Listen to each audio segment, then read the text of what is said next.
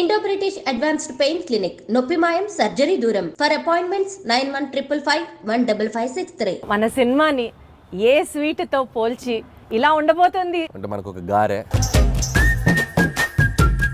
పులిహోరే, అన్ని రకాల ఎలిమెంట్స్, షడ్రుచుల భోజనం అంటారు కదా. కామెడీలో ఆ ఫ్రెష్నెస్ ని how do you manage Anil గారు? ఆపరేషన్ లాంటిదే. అంత ఈజీగా ఎలా చేస్తారు అన్నది ఎవరికి అర్థం కాదు. మీకు అనిపిస్తుంది కానీ దాని వెనక most creative part of the day ఎప్పుడు అనిల్ గారు మీకు? మిడ్ నైట్, అర్ధరాత్ర? అంటే ఇన్ ద మార్నింగ్ అని కాదు కానీ నాకు ఎప్పుడు కూడా నాకు క్రియేటివ్ స్పేస్ అంటే నేను మూమెంట్ ఉండాలి. 40 ఫిల్మ్స్ కంటే పైగా తమిళ్లో చేసినటువంటి ఐశ్వర్య రాజేష్ గారిని కూడా మీరు ఆడిషన్ చేసి ఈ సినిమాకి సెలెక్ట్ చేశారు అని విన్నాము. వీటి గణేష్ ఉన్నారంటే నేను ఆయన బాడీ లాంగ్వేజ్ నాకు అర్థమైపోయింది. ఎవడరా మీరు, అది వచ్చేస్తుంది, నేను చెప్పగలను. ఐశ్వర్యకి ఏంటంటే తను ఏదో జోక్గా చెప్తుంది కానీ ఆడిషన్ లా కాదు. ఇప్పుడు ఉపేంద్ర లమ్హాన్ ఆయన ఉన్నారు, ఆయన యానిమల్లో చేశారు. యానిమల్లో చేసినప్పుడు ప్రెస్ మీట్ పెట్టి చేస్తా.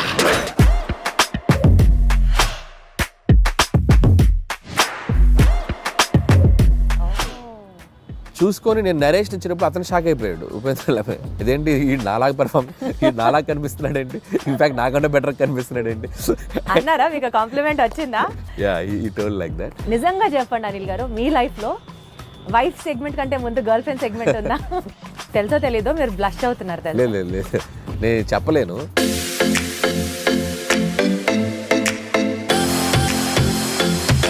సీనియర్ లెవెల్ ఆఫ్ హీరోస్ ప్రస్తావన వచ్చింది కాబట్టి యాక్చువల్లీ ఇప్పుడు ఉన్న ట్రెండీ డైరెక్టర్స్లో మీరు కానీ, డైరెక్టర్ బాబీ గారు కానీ ఒక్క తరం హీరోస్తోనే ఎందుకు చేస్తున్నారు? Not with the latest and of the heroes.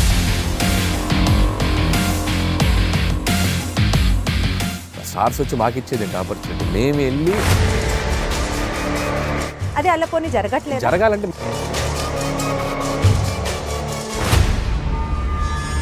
మీకున్న కామెడీ సెన్స్ ఆఫ్ టైమింగ్ కి, చిరంజీవి గారికి ఉన్న కామెడీ సెన్స్ ఆఫ్ టైమింగ్ కి మీరిద్దరూ కలిసి ఒక ప్రాజెక్ట్ చేస్తే it would be in still more next level అని అనిపిస్తున్న నేపథ్యంలో అసలు దాని గురించి ఎప్పుడైనా ట్రై చేశారా, ఆలోచన చేశారా? ఒక 2-3 సార్లు అనుకున్నాము. సో బిఫోర్ సంక్రాంతికి వస్తున్నాం కూడా మెటీరియలైజ్ అయ్యేదాకా వెళ్ళి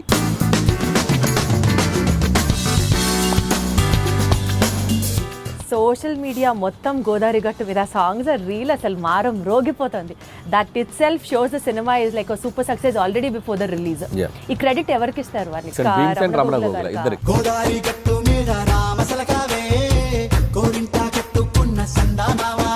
సో ట్యూన్ లేకపోతే ఆ సాంగ్ లేదు, రమణ గోగుల గారు పాడకపోతే ఆ రీచ్ లేదు. కామెడీ సినిమాలు తీయడం చాలా ఈజీ కదా అని చెప్పి ఒక వర్స్ట్ అడ్వైజ్ మీకు ఎవరైనా ఎప్పుడన్నా ఏమైనా ఇచ్చారా? ఇస్తే ఏంటి, ఎవరు? ఒకటి తీరా బాబు అంట. ఆడవాళ్ళకి మీ ముందు ఇంకో ఆడదాన్ని తిడితే ఎంత సంతోషమో కదా. మాకైతే అది చాలా ఉంది. ఏముంది అంటే సంక్రాంతి పండుగ వస్తుంది అన్న దానికన్నా సంక్రాంతికి వస్తున్నారు అన్న టీమ్ ఇట్ సెల్ఫ్, ఆ సినిమా రిలీజ్ అవుతుంది అనడానికి బోలెడంత ఎక్సైట్మెంట్గా ఉంది. And as usual I have with me the one of our favourite directors Anil Ravipudi garu. సంక్రాంతికి వస్తున్న టీమ్ అనిల్ రావుపూడి గారికి నమస్కారం. బాగున్నారా? నమస్తే Deepti, how are you? Absolutely great, చక్కగా ఉన్నాను. మీరు ఎలా ఉన్నారు? సూపర్. ఏంటి అనిల్ గారు అంత సైలెంట్ గా, అంత కామ్ డౌన్ గా ఉన్నారు? అంటే నీ టోను రీసౌండ్ వస్తుంది నాకు.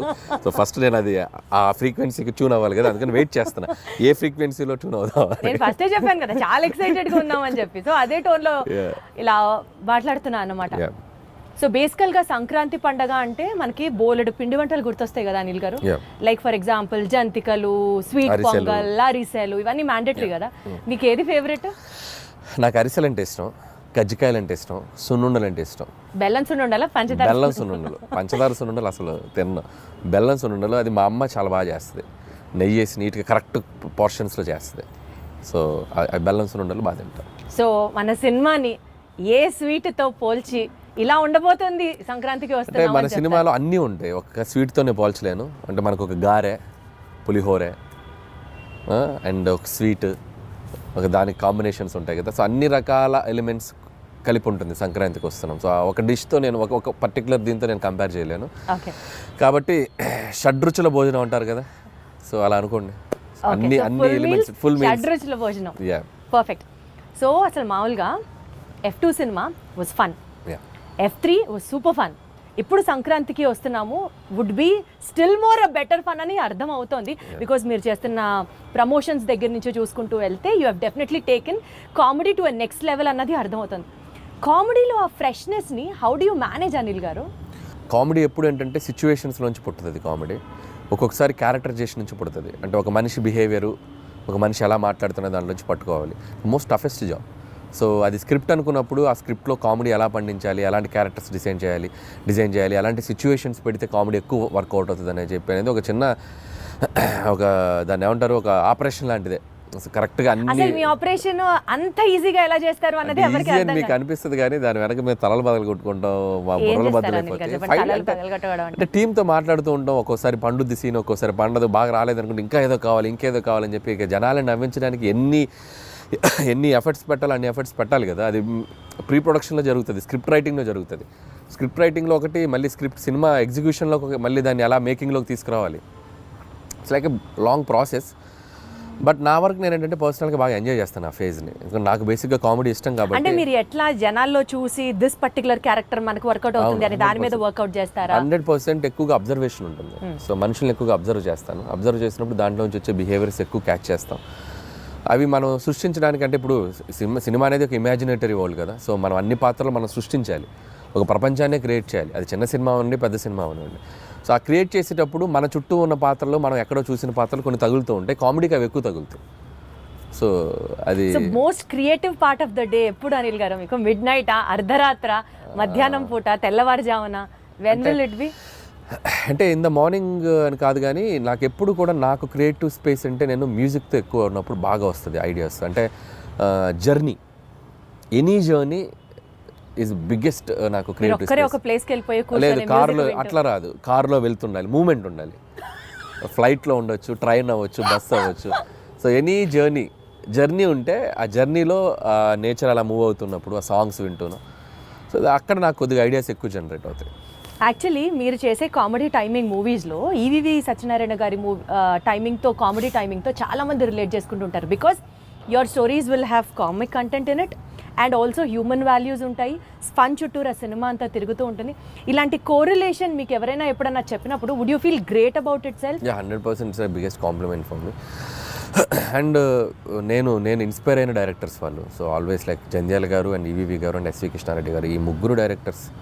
సో 90sలో నేను చిన్నపిల్లగా ఉన్నప్పుడు వాళ్ళ సినిమాలు ఏవైతే, జంధ్యాల గారు రెండ్రెల్లారు, ఆనా పెళ్ళంట, చూపులు కలిసిన శుభవేళ, బావా పన్నీరు, అండ్ ఈవీవి గారు ఆలిబాబాడు విధంగా, జంబలగిరి పంబ, అప్పులప్పారు, ఇవన్నీ నాకు ఇట్స్ లైక్ నేను యాక్షన్ సినిమాలు, హీరోల సినిమాలు ఎంత బాగా చూసేవాడినో VHS క్యాసెట్లు తెచ్చి వీళ్ళ సినిమాలు అన్నీ చూసేవాడిని.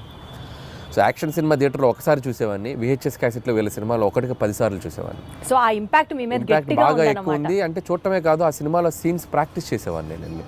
సో స్కూల్కి వెళ్ళి ఫ్రెండ్స్ తోటి చెప్పేవాడిని. సో జంబలగిరి పంబ సినిమా ఉంది, ఫ్రమ్ టైటిల్ కార్డ్ నుంచి ఎండ్ వరకు నరేషన్ ఇచ్చేవాడిని. అప్పులప్పారావు నరేషన్ ఇచ్చేవాడు. అంటే వెళ్ళిపోయేది సినిమా, వెళ్ళిపోయి అలా చెప్పడం వల్ల ఏంటంటే తెలియకుండా మనం 10 సార్లు పాట పాడటం స్టార్ట్ చేస్తే ఆటోమేటిక్గా మనకి సంగీతం అలవాటు అవుద్ది. కరెక్ట్. సో అదేమో మరి చిన్నప్పుడు నేను ఎక్కువ ప్రాక్టీస్ చేయడం వల్ల ఒక క్రియేషన్, ఒక కామెడీ క్రియేట్ చేయడం, లేకపోతే సిచ్యువేషన్ మాట్లాడటం, ఒక డైలాగ్ అల్లటము, అలాంటిది అది నాకు అనిపిస్తుంది. బట్ బేసికల్గా కూడా అంటే స్క్రీన్ మీదే కాకుండా బయట కూడా మీరు అంతే comedy kind of a person? 100%. లేదు 100%. చాలా లైవ్లీగా ఉంటాను నేను. నా చుట్టూ ఉన్న మనుషులు ఎప్పుడు నవ్వుతూనే ఉంటారు, నవ్వుతూ మాట్లాడుతూ ఉంటాను నేను. సో సీరియస్గా ఉండేది చాలా తక్కువ. వండర్ఫుల్. అది బేసిక్గా నేచరే అంత. అది ఉండటం వల్లనేమో అది రిఫ్లెక్ట్ అవుతుంది సినిమాలో. మీరు దిల్ రాజు గారిని కిడ్నాప్ చేశారా, ఆయన మిమ్మల్ని క్యాప్చర్ చేశారా? మీరిద్దరి మధ్యలో బాండింగ్ ఎంత స్ట్రాంగ్ ఉందంటే మీరు ఆయన సినిమాలే చేస్తున్నారా? Any specific reason for that? అదేం లేదండి, కంఫర్ట్. సో లాస్ట్ 8 ఫిలిమ్స్ అదేం లేదు, నేను లాస్ట్ 8 ఫిలిమ్స్లో majority of the films Raju గారితో చేశాను. ఎగ్జాక్ట్లీ. సో 2 ఫిలిమ్స్ బయట చేశాను. అనిల్ సుంకర్ గారితో Sarileru, Pataas first NTR arts చేశాను, తర్వాత షైన్ స్క్రీన్స్ సాహుతో చేస్తాను, నెక్స్ట్ కూడా మళ్ళీ సాహుకి చేస్తున్నాను. సో ఇప్పుడు ఐఎమ్ ఆల్టర్నేటివ్గా ఒకటి బయట చేస్తూ వస్తున్నాను. సో రాజుగారితో ఉండే ప్లస్ పాయింట్ ఏంటంటే ఇట్స్ లైక్ వాళ్ళతో జర్నీ ఉండడం వల్ల లైక్ ఫ్యామిలీ బాండింగ్ ఏర్పడిపోయింది. ఒక ఫ్యామిలీ బాండింగ్ వచ్చినప్పుడు ఏంటంటే నేను ఒక కనెక్ట్ అయితే నేను అంత త్వరగా వదిలిపెట్టే మనిషిని కాదు నేను. సో రియల్ లైఫ్లో అంతే. అండ్ ఎమోషనల్ కనెక్ట్ ఎక్కువ, ఒకరితో కంఫర్ట్ అంటే ఒక కనెక్షన్ వచ్చాక గబుక్కుని ఇంకొకరి దగ్గరికి వెళ్ళలేను నేను, ఓన్ చేసేసుకుంటాను. ఇప్పుడు మళ్ళీ సాహు ఉన్నాడు, షైన్ స్క్రీన్స్ కనెక్ట్ అయిపోయాడు. సో మళ్ళీ అతనితో సినిమాలు చేసి బాగా దిల్ రాజు గారితో కనెక్ట్ అయిన కాన్సిక్వెన్స్ ఏంటి? అంటే లేదు పటాస్ సినిమాకి అండ్ ఈ స్టూడ్ ఫర్ మీ. సో అంటే ఎన్టీఆర్ ఆర్ట్స్ బ్యానర్లో చేసినప్పుడు ఆ సినిమా రిలీజ్కి ఆయన వచ్చి అన్ని ఏరియాస్ ఆయనే తీసుకొని కొనుక్కొని ఆయనే రిలీజ్ చేశారు film. So Pataas cinema yeah. So ఇప్పుడు ఎన్టీఆర్ ఆర్ట్స్ నాకు ఎంత నిలబడిందో, సో కళ్యాణ్ రామ్ గారు సినిమా నా మీద డబ్బులు పెట్టి తీశారు. అదే సినిమాని మార్కెట్లోకి తీసుకెళ్ళిన వ్యక్తి ఆయన, డిస్ట్రిబ్యూట్ చేసి ఆ సినిమాని అంతే విధంగా జనాల్లోకి తీసుకెళ్ళిన ప్రొడ్యూసర్ ఆయన. ప్రొడ్యూసర్ కూడా డిస్ట్రిబ్యూషన్ కూడా ఉంది కదా వాళ్ళకి. సో అక్కడ నుంచి బాగా ఎంకరేజ్ చేసేవాళ్ళు నన్ను. సో అక్కడ స్టార్ట్ అయింది జర్నీ. తర్వాత ఆల్మోస్ట్ 4-5 ఫిల్మ్స్ అక్కడే చేయటం. సో ఇప్పుడే భగవంత్ కేసరికి బయటకు వచ్చాను నేను. సో సర్లేరుకి ఒకటి బయట చేశాను, భగవంత్ కేసరికి మళ్ళీ షైన్ స్క్రీన్ చేయటం. మళ్ళీ నాకు షైన్ స్క్రీన్స్ కూడా సాహుతో అదే బాండింగ్ ఉంది ఇప్పుడు. సో సాహుతో కూడా ఫిల్మ్స్ చేస్తాను ఇప్పుడు మళ్ళీ నెక్స్ట్. గాట్ ఇట్ 40 ఫిల్మ్స్ కంటే పైగా తమిళ్లో చేసినటువంటి ఐశ్వర్య రాజేష్ గారిని కూడా మీరు ఆడిషన్ చేసి ఈ సినిమాకి సెలెక్ట్ చేశారు అని విన్నాము. అంటే you were so particular about the character, లేదా ఆవిడ చేయగలరా చేయలేరా అన్నట్ట మీకు డౌట్ ఉందా? అంటే ఆడిషన్ అని కాదు కానీ లుక్ టెస్ట్ చేసాం. లుక్ టెస్ట్ చేసినప్పుడు నా భయం ఏంటంటే ఐశ్వర్య రాజేష్ తెలుగు అమ్మాయి, అద్భుతమైన పెర్ఫార్మర్. సో ఒకసారి యాక్సెంట్ ఎలా పలుకుతుందో తెలుసుకుంటే, తన బాడీ లాంగ్వేజ్ నేను అడాప్ట్ చేసుకుంటే, నేను రాసేటప్పుడు నాకు ఇంకా ఈజీ అవుతుంది. సో నేను ఇప్పుడు వీటి గణేష్ ఉన్నారంటే నేను ఆయన బాడీ లాంగ్వేజ్ నాకు అర్థమైపోయింది. ఎవడరా మీరు, అది వచ్చేస్తుంది, నేను చెప్పగలను, మాడ్యులేట్ చేయగలను. సో అలా ఒక్కొక్క హీరో, ఇప్పుడు నరేష్ గారు ఉన్నారు, రాజేంద్ర ప్రసాద్ ఉన్నారు, ఒకసారి వాళ్ళతో నేను పట్టుకున్నానంటే నేను అది ఈజీ అవుద్ది నాకు రాయటానికి. సో ఐశ్వర్యకి ఏంటంటే తను ఏదో జోక్గా చెప్తుంది కానీ ఆడిషన్ లాగా కాదు, తన బాడీ లాంగ్వేజ్ తనది ఎలా ఉంటుందో నాకు రీడ్ అవ్వాలి ఇక్కడ మైండ్కి. సో అందుకని ఒక 2-3 డైలాగులు ఎలా చెప్తుంది, సారీ బా మీరు ట్రైలర్లో చూస్తారు కదా, లవ్ యూ బా, ఆ భావాన్ని ఎలా పలుకుతుంది, యాక్సెంట్ చెప్పగలుగుతుందా లేదా అనేది చూసుకున్నాం. సో బేసికల్గా మీరు మనుషుల్ని స్టడీ చేసేస్తారు, బాడీ లాంగ్వేజ్ని అర్థం చేసేసుకుంటారు. You have that skill, otherwise easy అవుతుంది. ఇప్పుడు ఉపేంద్ర లమ్హాన్ ఆయన ఉన్నారు, ఆయన యానిమల్లో చేశారు. యానిమల్లో చేసినప్పుడు నాకు విపరీతంగా నచ్చిన క్యారెక్టర్. నేను సందీప్ రెడ్డి వంగతో కూడా దాదాపు చాలాసేపు మాట్లాడి ఆయన నంబర్ తీసుకొచ్చాను నేను. యానిమల్ ఇంటర్వెల్లో వస్తాడు, బొమ్మలు అమ్ముకునేవాడిని అనుకుంటున్నారా అనేది విచిత్రమైన టైమింగ్ ఉంటుంది అది నాకు భలే చూడగానే భలే అనిపించింది నాకు. అరే భలే పెక్యులర్గా ఉన్నాడు ఇతను అని తీసుకొచ్చి నేను ఆ సినిమా యానిమల్ ఒక 10 సార్లు చూసాను ఆయన బాడీ లాంగ్వేజ్ని క్యాప్చర్ చేసుకోవడానికి. చూసుకొని నేను నరేష్ ఇచ్చినప్పుడు అతను షాక్ అయిపోయాడు, ఉపేంద్ర లమ్హాన్ ఇదేంటి ఈ నాలాగా కనిపిస్తున్నాడు ఏంటి, ఇన్ఫాక్ట్ నాకన్నా బెటర్ కనిపిస్తున్నాడు ఏంటి అన్నారా? మీకు కాంప్లిమెంట్ వచ్చిందా? యా, ఈ టోల్ లైక్ దట్. సో నేను ఆ బాడీ లాంగ్వేజ్ని ఓన్ చేసుకోవడం వల్ల ఆ మిమిక్రీ చేయడం ఒక ఇది ఉంది కాబట్టి నాకు ఈజీ అవుతుంది క్యారెక్టర్స్తో రాయటానికైనా పెర్ఫామ్ చేయించడానికైనా. అప్పుడు నాది వాళ్ళ మీద రుద్దటం కంటే వాళ్ళ దాన్ని బెటర్గా అడాప్ట్ చేసుకుని దాన్ని బెటర్ చేయడం ఉన్నప్పుడు ఎప్పుడు ప్లస్ అవుతుంది. ఏమన్నా స్కెచ్ అసలు ఏమన్నా sketch. Meenakshi such a beautiful heroine. ఇప్పటి వరకు తను చేసిన ఫిల్మ్స్లో తన క్యారెక్టర్కి తగ్గ స్కోప్ రాలేదు అని ఒక చిన్న పాయింట్ ఉండింది. ఈ సినిమాలో how you going to show it to her? So Meenakshi బేసికల్గా వెరీ డెడికేటింగ్గా చేసే అమ్మాయి. అండ్ ఇద్దరు అమ్మాయిలు వెరీ గ్రౌండెడ్. నేను చేసిన అన్ని సినిమాల్లో ద బెస్ట్ యాక్టర్స్ వీళ్ళిద్దరు, I can say proudly. So very down to earth and very friendly, చాలా పెద్ద open statement, very friendly. And like A time చెప్పినా, ఏ సినిమాకి అంతసేపు ఉండాలన్నా, నైట్ ఎక్స్టెండ్స్ అయినా, నో కంప్లైంట్స్ అట్ ఆల్. గుడ్డులా కష్టపడతారు సినిమా కోసం ఎంత దూరమైనా కష్టపడేటువంటి మెంటాలిటీ ఉన్న అమ్మాయిలు ఇద్దరు. అండ్ వెరీ జెన్యూన్ సోల్స్ అనమాట. సో అందుకని వాళ్ళకి అందుకే మీరు అన్నట్టు మీనాక్షికి లక్కీ భాస్కర్ తనకి మంచి పాత్ర పడింది, బాగా చేసింది. అండ్ ఈ సినిమాలో కూడా తనకేంటంటే ఐశ్వర్య రాజేష్తో వచ్చేసి ఒక కంప్లీట్ ఇన్నోసెంట్స్, ఒక చదువు రాని ఒక పల్లెటూరు గబ్బలై ఒక వెంకటేష్ గారి వైఫ్గా ఉండి భర్తని విపరీతంగా ప్రేమించి పక్కన ఆడగాలి సోకితే చాలు ఫ్రస్ట్రేట్ అయ్యి పొసెసివ్గా ఫీల్ అయ్యే అమ్మాయి లైఫ్లో. అమ్మో భర్తకి ఒక ఎక్స్ గర్ల్ ఫ్రెండ్ ఉండటం అనేది ఒక షాకింగ్. ఆ అమ్మాయి ఎలా డీల్ చేస్తుంది అనేది ఆ అమ్మాయి క్యారెక్టర్. మీనాక్షిది వచ్చేసరికి దానికి బౌన్స్ అవ్వాలి, ఆ అమ్మాయి క్యారెక్టర్కి బౌన్స్ అవ్వాలి. సో మీనాక్షిది కూడా చాలా మంచి రోల్. అండ్ యాక్షన్ ఉంది, ఫస్ట్ ఒక 10 నిమిషాలు ఆమెకు ఒక ఫైట్ కూడా ఉంది. And police officer role. So glamour wise, cutout wise ఆ అమ్మాయిది కూడా సినిమాకి హెల్ప్ అవుతుంది ఇద్దరు. Got it. సో నిజ జీవితంలో ఉన్న సంఘటనలు తీసుకొని మీరు సినిమాల్లో అంటే the most delicate and sensitive element is what you pick up for your films అనుకుంటే నిజంగా చెప్పండి అనిల్ గారు, మీ లైఫ్లో వైఫ్ సెగ్మెంట్ కంటే ముందు గర్ల్ ఫ్రెండ్ సెగ్మెంట్ ఉందా? ఇవి చెప్తే కాపురాలు కూలిపోతాయి, చెప్పలేము. మీది కూడా లవ్ మ్యారేజ్ అనే విన్నాం. అంటే ప్రతి వాళ్ళకి ఎక్కడో ఒక చోట ఒక లవ్ స్టోరీ ఉంటుంది. అది 10th క్లాస్ నుంచి ఇంటర్లో ఉండొచ్చు, ఇంటర్ టు ఇంజనీరింగ్ ఉండొచ్చు, ఇంజనీరింగ్లో ఉండొచ్చు, లేకపోతే మీకు సాఫ్ట్వేర్ ఎక్కడుందన్నది నేను జాబ్ చేసి ఉండొచ్చు. తెలుసుకోవాలనుకుంటున్నాను. అది నేను అవి చెప్తే ఇక నా లైఫ్ బయోపిక్ నేను తీసుకోవాలి. అనిల్ గారు మీకు తెలుసో తెలీదో మీరు బ్లష్ అవుతున్నారు తెలుసా? లేదు నేను చెప్పలేను. సో మా వైఫ్కి తెలుసు నాకేముందో, కాబట్టి నేను పబ్లిక్గా చెప్పలేను. అండ్ ప్రతి ఒక్కరికి ఉంటుంది. అందుకే నేను తీసుకున్న ఎలిమెంట్ F2 కానీ, అండ్ F2 కూడా ఇట్స్ లైక్ వైఫ్ హస్బెండ్ మధ్య ఉండే క్యూట్ రిలేషన్షిప్లో ఉండే చిన్న చిన్న fun things, problematic things discuss చేయడం వల్ల that become a very very big hit. ఇప్పుడు కూడా ఏంటంటే ప్రతి మనిషి, ప్రతి ఒక మగాళ్ళ లైఫ్ అవ్వచ్చు, అమ్మాయిలకు కానీ ఎక్కడో చోట ఒక పాస్ట్ ఉంటుంది. సో ఆ పాస్ట్ని మనం బ్యూటిఫుల్గా డ్రైవ్ చేస్తే ఎలా ఉంటుంది, సో దానివల్ల ఉండే ప్రాబ్లమ్స్ని ఎలా మనం చెప్తే ఎలా ఉంటుంది అంటే మీ నిజ జీవితాన్ని రెప్లికేట్ లేదు, చేశారా? నా నిజ జీవితం కాదు, ఇది అందరికీ మంది కనెక్ట్ అయ్యే ఎలిమెంట్. సో నాది ఉండేది తక్కువ ఉండొచ్చు, ఇంకోటికి ఎక్కువ ఉండొచ్చు. అంటే మీకంటూ ఉంది, ఎవరికైనా ఉంటుంది అన్న. It's like default. మీరు ఉన్నారంటున్నా. నాకు అంత పెద్ద లవ్ స్టోరీ లేదు, అది నా వైఫ్కి తెలుసు కాబట్టి ఇబ్బంది లేదు. నాకు పెద్ద లవ్ స్టోరీ లేదు, అస్సలు లేదు. నాకు లవ్ స్టోరీ ఉంటే ఇప్పటికి నేను 10 లవ్ స్టోరీలు తీయాలి. మీరు గమనించండి, ప్రతి వాడి జీవితం వాడు తీసే సినిమాలో రిఫ్లెక్ట్ అవుద్ది. ఏ డైరెక్టర్కైనా తన పర్సనల్ లైఫ్లో జరిగిన ఇన్సిడెంట్స్ ఎక్కువగా రిఫ్లెక్ట్ అవుతాయి. నాకు మ్యారేజ్కి ఎక్కువ రిఫ్లెక్ట్ అవుతాయి. మీరు గమనించారో లేదు, నేను తీసే సినిమాలో మ్యారేజ్ ఫేజ్ ఎక్కువ ఉంటుంది, హస్బెండ్ వైఫ్ ఫేజ్ ఎక్కువ ఉంటుంది. కాబట్టి అది మెజారిటీ పార్ట్ ఉంది. నాకు లవ్ స్టోరీ ఉంటే ఈ పార్ట్ నేను అద్భుతమైన లవ్ స్టోరీ తీయాలి నేను. మీకు అర్థమైందా?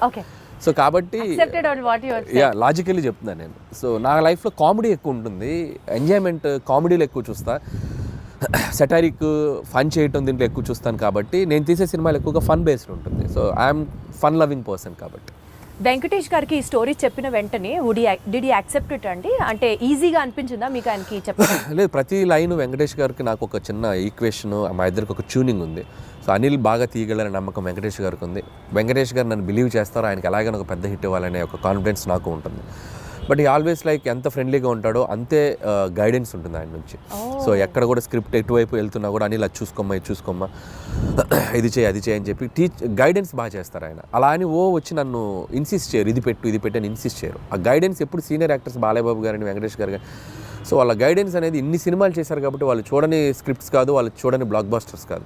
సో అవి మనం కరెక్ట్గా ట్యాప్ చేయగలిగితే సినిమాలు ఇంకా నెక్స్ట్ లెవెల్కి వెళ్తాయి. సో ఆ గైడెన్స్ ఎప్పుడు ఉంటుంది. సీనియర్ లెవెల్ ఆఫ్ హీరోస్ ప్రస్తావన వచ్చింది కాబట్టి యాక్చువల్లీ ఇప్పుడు ఉన్న ట్రెండీ డైరెక్టర్స్లో మీరు కానీ, డైరెక్టర్ బాబీ గారు కానీ, లేకపోతే గోపిచంద్ మల్లిన్ గారు కానీ, మీరందరూ ఇప్పుడు కెరియర్ పీక్లో ఉన్న డైరెక్టర్స్ అని అనుకుంటే ఒక్క తరం హీరోస్తోనే ఎందుకు చేస్తున్నారు, not with the latest and of the heroes? Because వాళ్ళందరూ పాన్ ఇండియా మూవీస్ చేస్తూ బిజీగా ఉన్నారు, మనకు ఆపర్చునిటీ ఇవ్వలేదు అని ఎప్పుడైనా రిగ్రెట్స్ లాగా అనిపించింది? ఎందుకు రిగ్రెట్? హ్యాపీగా వాళ్ళు పాన్ ఇండియా రేంజ్కి వెళ్ళి తెలుగు మార్కెట్ని పెంచి వాళ్ళు బిజీగా ఉండి ఫుల్ టాలీవుడ్ కలెక్షన్స్ మీరైనా పాన్ ఇండియా అంటే చేయొచ్చు కదండి. వాళ్ళు ఇవ్వాల్సింది కాదుగా, మేము వాళ్ళని ఎగ్జైట్ అయ్యి కంటెంట్ చెప్పాలి. వైస్ వర్సా, స్టార్స్ వచ్చి మాకు ఇచ్చేది ఏంటి ఆపర్చునిటీ? మేము వెళ్ళి వాళ్ళని ఎగ్జైట్ చేయాలి. అదే అలా పోనీ జరగట్లేదు. జరగాలంటే మేము వెళ్ళి ఎఫర్ట్స్ పెట్టి ఒక కథ, ఇప్పుడు స్కేల్ పెరిగింది, స్పాన్ పెరిగింది. సో అంత స్పాన్ స్కేల్ మేము వెళ్ళి కథలు రాయాలి. నేను ఆ కథ రాసి వెళ్తే అద్భుతం. ఇప్పుడు ఎన్టీఆర్ గారు నాకు బాగా తెలుసు. టు బీ హానెస్ట్, తారక్ గారితో నేను ఒక 2-3 సినిమాలు చేయాలని దగ్గర దాకా వెళ్ళి మెటీరియలైజ్ అవ్వలేదు. సో నేనంటే ఇష్టం ఆయనకు బాగా. వాళ్ళని ఎగ్జైట్ చేయాలి మేము వెళ్ళి. సో ఆ ఎగ్జైట్ చేసే కథలు దొరికినప్పుడు ఆబ్వియస్గా చేస్తారు. మహేష్ గారితో చేశాను నేను. సర్లే, నీకు బిగ్గెస్ట్ హిట్ కదా మహేష్ గారితో. బట్ ఇప్పుడు మళ్ళీ అలాంటి కథలు చేయలేము మహేష్ గారితో. వాళ్ళు ఏంటంటే ఇప్పుడు వాళ్ళు నెక్స్ట్ లెవెల్కి వెళ్ళిపోతున్నారు. సో మార్కెట్ పెరిగినప్పుడు, సో మల్టీ లాంగ్వేజ్, అన్ని లాంగ్వేజ్లకి సరిపడా నేషన్ వైడ్ తీయాలంటే దానికి తగ్గ కంటెంట్, దానికి తగ్గ స్కేల్, దానికి తగ్గ వరల్డ్ క్రియేట్ చేయాలి. సో అనుకుంటే చేయొచ్చు. But as of now we're comfortable this అని నేను అనుకుంటున్నాను. నేను ఈ ఫేజ్లో నాకు ఇది చాలా బాగుంది. ఖచ్చితంగా ఒక 3-4 ఏళ్ళ తర్వాత, 2-3 ఏళ్ళ తర్వాత ఖచ్చితంగా ఎప్పుడొకప్పుడు ఒక ప్లాన్ ఉంది, చేయాలిగా. అందరు హీరోలతో చేయాలిగా, ఖచ్చితంగా చేయాలి. చేస్తాం, డెఫినెట్గా చేస్తాం. మనకు అద్భుతమైన హీరోలు ఉన్నారు మార్కెట్లో. మీకున్న కామెడీ సెన్స్ ఆఫ్ టైమింగ్కి, చిరంజీవి గారికి ఉన్న కామెడీ సెన్స్ ఆఫ్ టైమింగ్కి మీరిద్దరూ కలిసి ఒక ప్రాజెక్ట్ చేస్తే it would be in still more next level అని అనిపిస్తున్న నేపథ్యంలో అసలు దాని గురించి ఎప్పుడైనా ట్రై చేశారా, ఆలోచన చేశారా? ఒక 2-3 సార్లు అనుకున్నాము. సో బిఫోర్ సంక్రాంతికి వస్తున్నాం కూడా మెటీరియలైజ్ అయ్యేదాకా వెళ్ళి మెటీరియలైజ్ అవ్వలేదు డ్యూ టు కొన్ని ప్రాక్టికల్ ప్రాబ్లమ్స్ వల్ల. హోప్ సో కమింగ్ సూన్ అలాంటి ఒక ఎగ్జైట్మెంట్ థింగ్ జరిగే అవకాశం ఉంది. సో అది too early to tell. So Chiranjeevi గారితో చేయాలని నాకు ఉంది. But still it is on the track అని అయితే అర్థమవుతుంది. ట్రాక్లో ఉంది, బట్ కన్ఫర్మేషన్ మనం ఇప్పుడే చెప్పలేము. ఎందుకంటే ఇన్ ద సెన్స్ అన్ని సెట్ చేసుకుని నాకు చెప్తే బాగుంటుంది. సో ముందే చెప్పడం వల్ల ఏంటంటే నేను కథ లేకుండా, కథ పూర్తిగా హీరోకి గారికి చెప్పకుండా, ఏ ఎగ్జైట్మెంట్ లేకుండా ఇది ఉంది అని నేను చెప్పలేను. ఇద్దరు ఎగ్జైట్మెంట్లు అనౌన్స్ చేసామనుకోండి, కిక్ వేరు. సో అందుకని అది అంతా మెటీరియలైజ్ అయ్యాక చెప్తే బాగుంటుంది. Still we're in it's very beginning స్టేజ్లో ఉంది. సో మీరు అన్నట్టు చిరంజీవి గారితో నేను అనేది చేయాలి అనుకున్న ఇది మాత్రం ఖచ్చితంగా డెఫినెట్గా మా ఇద్దరికి ఒక ఎంటర్టైన్మెంట్, ఆయనకి ఏం చేస్తే బాగుంటుందనే ఐడియా నాకుంది. అలాగే చిరంజీవి గారితో ఏం చేయాలి అనేది కూడా ఒక క్లియర్ పిక్చర్ ఉంది. సో డెఫినెట్గా ఇట్ విల్ బి లైక్ మీకంటూ ఫోకస్ ఆ విజన్ ఉంది కాబట్టి డెఫినెట్లీ అది ఎగ్జిక్యూట్ అవుతుంది వెరీ సూన్. ఈ సినిమా ప్రమోషన్స్ గురించి మాట్లాడితే అంతా యూనిక్గా, చాలా డిఫరెంట్గా ప్లాన్ చేయడం వాజ్ యువర్ చాయిస్ అండి, your idea, in fact your creative part. Especially Venkatesh గారు నేను పాట పాడతాను అన్నది ఎవ్రీ ఫిలిం అంటే ఎపిక్. అది నేను ఇప్పుడు కాదు, ఎవ్రీ ఫిలిం ఆల్మోస్ట్ F3 ముందు నుంచి సెట్లో హ్యాండిల్ చేయడానికి హీరోస్ బెటరా, హీరోస్ ఈజీయా, లేకపోతే కమెడియన్స్ ని హ్యాండిల్ చేయడం సెట్లో కష్టమా? నాకు అందరితో ఒకటే ఈక్వేషన్, హీరో అయినా కమెడియన్ అయినా అందరితో బాగుంటాను నేను. They love me, I love them. అందరితో ఒకలా ఉంటుంది, ఒకరు ఎక్కువ ఒకరు తక్కువ. చెప్పారు అనిల్ గారు, ఏం చెప్పారు. సో యూజువల్లీ మీరు ఒక సినిమాకి టైటిల్ పెట్టేటప్పుడు స్క్రిప్ట్ ఫస్ట్ చూస్తారా, లేకపోతే క్యాచీ టైటిల్ కావాలనుకుంటారా? క్యాచీ టైటిల్ ఆలోచిస్తాం. స్క్రిప్ట్ కి సంబంధం లేకపోతే లింక్ అవ్వాలని ఆలోచిస్తాం. అది లింక్ అవ్వాలి. స్క్రిప్టా క్యాచీ టైటిల్? Catchy title. ఇప్పుడు జీవితాంతం బతకడానికి కావాల్సినంత డెలిషియస్ ఫుడ్ ఒకవైపు, బ్లాక్ బస్టర్ సినిమాలు ఒకవైపు, ఈ రెండిట్లో ఒకటి చూస్ చేసుకోవాలంటే ఏం చేస్తారు? Block buster films. అంటే ఫుడ్ లేకపోయినా పర్లేదా? ఓకే, సినిమా అనేది నాకు ఎనర్జీ కిక్. అది సినిమా. మీ రియల్ లైఫ్లో విలన్ ఎవరు? నా రియల్ లైఫ్లో విలన్ నేనే. ఎందుకు? ఒక్కొక్కసారి నాకు ఆ సందీప్ రెడ్డి వంగలాగా ఉండాలనిపిస్తుంది. నాకు రియల్ లైఫ్లో అతనిలాగా బోల్డ్గా ఎవరన్నా ఏదైనా కౌంటర్ చేస్తే అవతల వాళ్ళు క్వశ్చన్ అడిగే వాళ్ళు కూడా వణికేలా మాట్లాడతాడు. So that is the character. I love him. అలా ఉండాలనిపిస్తుంది. అప్పుడు నాకు విలన్ నాకు రాదు అలా ఉండడం. అందుకని ఇప్పుడు సందీప్ని ఎవరైనా కమెంట్ చేశారు, సందీప్ని ఎవరైనా కమెంట్ చేశారనుకో భయపడిపోతారు, కమెంట్ చేయలేరు సందీప్ని. ఎందుకంటే అంతకంటే కౌంటర్ సెటైర్ కౌంటర్ వేస్తాడు ఆయన. సో అది మనకు రాదు. అందుకని అనిపిస్తుంది ఒక్కోసారి, బా నీకు నువ్వే విలన్ రా, నువ్వు అలా ఉండలేవు అనిపిస్తుంది. సో డెఫినెట్లీ ఈ ఫీలింగ్తో మీరు తర్వాత అలాంటి క్యారెక్టర్ని ఇంబైబ్ చేసుకుంటారేమో అనిపిస్తుంది. చూద్దాం, బట్ నా వల్ల కాదు. బేసిక్గా నా నేచర్, నేను అలా ఉండలేను. ఇప్పుడు మీకు ఒక సూపర్ పవర్ ఉందనుకోండి, మీ గురించి గాసిప్ చేసుకునే వాళ్ళ దగ్గరికి వెళ్ళి వినాలనిపిస్తుందా మీకు? లేకపోతే పాస్ట్లోకి వెళ్ళి ఏదైనా ఒక సీన్ని రీమేక్ చేసి బెటర్ చేయాలి అని అంటే వుడ్ యూ డూ దాట్? ఈ రెండిట్లో ఏం చేస్తారు? గాసిపింగ్ వినాలనిపిస్తుంది నాకు. ఎవరైనా చెప్తే వెళ్ళి ఒక చెవి వినాలనిపిస్తుంది. ఏం మాట్లాడు మన గురించి బయట వాళ్ళు ఏం మాట్లాడుకున్నారు, పొరుగింటోళ్ళు పక్కింటోళ్ళు అనే ఇంట్రెస్ట్. అలా మీ గురించి ఎవరైనా ఏమైనా మాట్లాడుకున్నది మీ చౌదాకా వచ్చింది? రాలేదులే కానీ, బట్ తెలుసుకోవాలి ఉంటుంది. మన గురించి మన వెనక ఏం మాట్లాడుకుంటారో తెలుసుకోవాలి ఉంటుంది. మీరు గాసిప్ చేస్తారా? అయితే నేను తక్కువ చేస్తారు. గాసిపింగ్ చేయని మనుషులు ఎవరు ఉండరు. ఎందుకంటే హ్యూమన్ బీయింగ్కి ఫస్ట్ మాట్లాడుకునేదే గాసిపింగ్. అదేంటి ఇదేంటి అనే మాట్లాడుకుంటాం మనం. లేకపోతే కాన్వర్జేషన్స్ ఎక్కడ జరుగుతాయి? ఏదో ఒక థర్డ్ పర్సన్ డిస్కషన్ జరగాలి కదా. సో కామెడీ సినిమాలు తీయడం చాలా ఈజీ కదా అని చెప్పి ఒక వర్స్ట్ అడ్వైజ్ మీకు ఎవరైనా ఎప్పుడన్నా ఏమైనా ఇచ్చారా? ఇస్తే ఏంటి? ఎవరు? ఒకటి తీరా బాబు అంట. ఎవరైనా ఇస్తే ఒకసారి మీకు ఎవరైనా ఇచ్చారా? నాకు ఎవరు ఇవ్వలేదు పాపం. కామెడీ సినిమాలు తీయటం ఈజీ అని ఎవరు అనలేదు, కానీ తీయడం చాలా కష్టం. అలా ఎవరైనా తీయమని మీరు అన్నట్టు అంటే మాత్రం ఒకటి తీసి చూపించు బాబు అంటే నేను అంతే కదా, ఒకటి తీసి చూపించు బాబు, ఒకసారి నవ్వించు బాబు. నవ్వించడం చాలా కష్టం అండి. And you are an expertise in it చెప్పాలి అని అంటే. ఒక డాన్స్ సీక్వెన్స్ ని కొరియోగ్రాఫ్ చేయడానికి ఇష్టపడతారా? ఒక ఫైట్ సీక్వెన్స్ ని యాక్షన్ డైరెక్ట్ చేయడానికి ఇష్టపడతారా? డాన్స్ సీక్వెన్స్ ని కొరియోగ్రాఫ్ చేయడానికి ఇష్టపడతా. Dance sequence and choreograph? అదే డాన్స్ సీక్వెన్స్ ని కొరియోగ్రాఫ్ చేయడానికి ఇష్టపడతా. మీరు రీసెంట్ గా ఒక డాన్స్ చేశారు బ్లాక్ బ్లేజర్ వేసుకొని. సోషల్ మీడియాలో కింద కామెంట్స్ మీరు చూసారో చూడలేదో, హీరో మెటీరియల్. చాలా మంది అంటున్నారు అలా సోషల్ మీడియాలో, బాగానే అంటున్నారు కానీ బట్ ఇప్పట్లో మనకు ఆలోచన లేదు.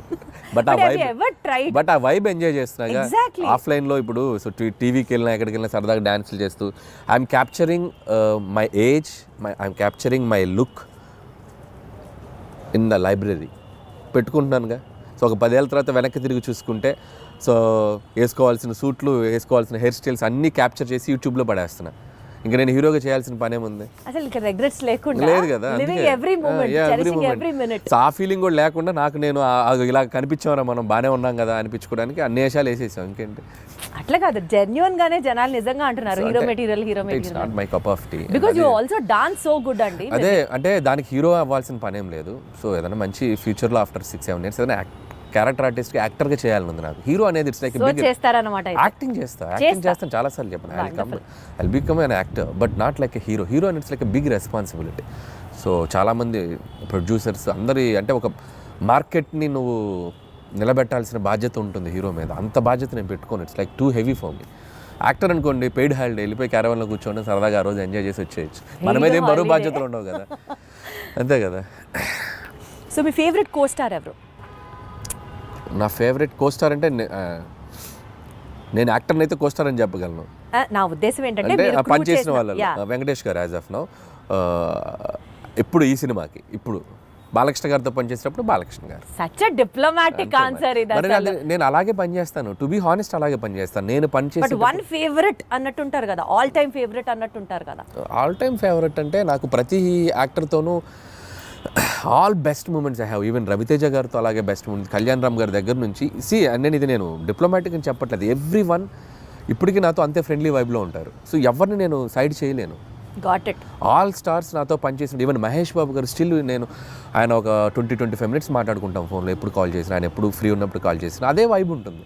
సో నేను వెంకటేష్ గారిని కలిసినప్పుడు అదే, బాలయ్య బాబు గారు ఇప్పుడు ఏదన్నా కూడా ఫోన్లో మాట్లాడతారు. సో పాయింట్ ఏంటంటే అల్టిమేట్ గా everybody loves you so much. Everybody loves you at same amount of love వస్తుంది నాకు. సో నేను అంతే ఇస్తున్నాను, నాకు అంతే వస్తుంది. కాబట్టి నేను ఎవరిని తక్కువ చేయలేను. సపోజ్ మీరు ఒక డెజర్టెడ్ ఐలాండ్లో ఉన్నారు, రొమాంటిక్ స్టోరీ రాస్తారా, కామెడీ స్టోరీ రాస్తారా? డెజర్టెడ్ ఐలాండ్లో ఎవ్వరు లేరు, ప్రశాంతంగా ఉన్నారు, you're such a keynote on your script. So కామెడీయే వస్తుంది అక్కడ. అక్కడ కూడా నా కామెడీ. కష్టాలు తెలుసుకుంటూ నా మీద నాకు జోకులు వేసుకోవడం తప్ప, నేను బతకాలంటే నాకు నేను ఎనర్జీ ఇచ్చుకోవాలి కదా. అమ్మో, దీంట్లో చాలా డెప్త్ ఉంది అనిపిస్తుంది ఏంటి అనిల్ గారు? అంతే కదా మరి. లైఫ్లో ఎప్పుడు మనం స్ట్రగుల్లో ఉన్నప్పుడు just crack joke on your self అంతే. మనల్ని మనం లైట్ చేసుకుంటేనే మన స్ట్రగుల్ నుంచి బయటకు రాగలం. అసలు మీరు స్ట్రగుల్లో ఉన్నారా అన్నది ఇక్కడ పాయింట్. ఇప్పుడు అందరికీ మీరు అన్న వచ్చే point. సిచ్యువేషన్లో అంటే ఒక డెజర్టెడ్ ఐలాండ్ అంటే ఎవరు లేకపోతే అది బిగ్గెస్ట్ స్ట్రగుల్ కదా. ఒక మనిషి ఒంటరిగా బతకడం అన్నంత స్ట్రగుల్ ప్రపంచంలో ఎవరికి ఉంటుంది? నువ్వు ఉండు ఒక ఒంటరిగా ఒక 2 రోజులు ఉండి ఎవరు లేకపోతే. డెజర్టెడ్ ఐలాండ్ కాదు, నువ్వు స్వర్గంలో అయినా పెట్టు, నువ్వు వెళ్ళి హెవెన్లో పెట్టు, ఒక్కడే బతుకు హెవెన్లో 2 రోజులు, బొక్కలో హెవెన్ అని చెప్పి వచ్చేస్తాను. అంతే కదా. Wonderful. So coming back to the movie thing, 10th game changer release అవుతుంది, 12th డాకు మహారాజ్ రిలీజ్ అవుతుంది, అండ్ 14th సంక్రాంతికి వస్తున్నాం రిలీజ్ అవుతుంది. టెన్షన్ ఉందా ఈ కాంపిటీషన్లో ఎలా పర్ఫామ్ చేస్తాము అని? సో టెన్షన్ లేదు. జనాలు డబ్బుల్ని దాచుకొని మరి why they have to see సంక్రాంతికి వస్తున్నాం. సో ఆల్రెడీ మేము ఆడియన్స్కి ఏం చేస్తున్నాము, ఏం చూపించబోతున్నాం అనేది క్లియర్గా చెప్పేసాం. సో మా ఆడియన్స్ మాకు రావడానికి సిద్ధంగా ఉన్నారనే నమ్మకం ఉంది. సో అలాగే మిగతా సినిమాలకు కూడా దేర్ సెట్ ఆఫ్ ఆడియన్స్ వాళ్ళకున్న. రామ్ చరణ్ గారు గ్లోబల్ స్టార్, ఆయనకున్న ఇమేజ్, ఆయనకున్న స్టార్డమ్, ఫ్యాన్ ఫాలోయింగ్, ఈ హ్యావ్ హిస్ ఓన్ స్ట్రెంగ్త్. అలాగే బాలయ్య బాబు గారు కంప్లీట్ మాస్ యుఫోరియా ఉన్న హీరో. సో ఆయన సెట్ ఆఫ్ ఆడియన్స్ ఆయనకున్నారు. మాది ఒక బుల్లి మార్కెట్, మా గోల్లో మేము ఉన్నాం కాబట్టి సో భయం లేదు. అండ్ సంక్రాంతి నాకు ఇది 3వ సంక్రాంతి. సో ప్రతి సంక్రాంతికి ఒక కాంపిటీషన్ ఉంటుంది. సో నా వరకు నేను సర్వే అవుతూనే వస్తున్నాను. సో 2 సంక్రాంతులు కూడా బీభత్సంగా ఆడినాయి నా 2 సినిమాలు. సో ఈసారి కూడా ఒక సేఫ్ బెట్లోనే ఉన్నానని అనిపిస్తుంది. ఆ 2 సినిమాలు కూడా అద్భుతంగా ఆడాలి, నా సినిమా కూడా బాగా ఆడాలి. Super duper. Very diplomatic answer, but still you wanted, but still everyone wants, whole industry wants that. Absolutely. అందరం బాగుండాలి, అందులో మేము ఉండాలి అన్నట్టు.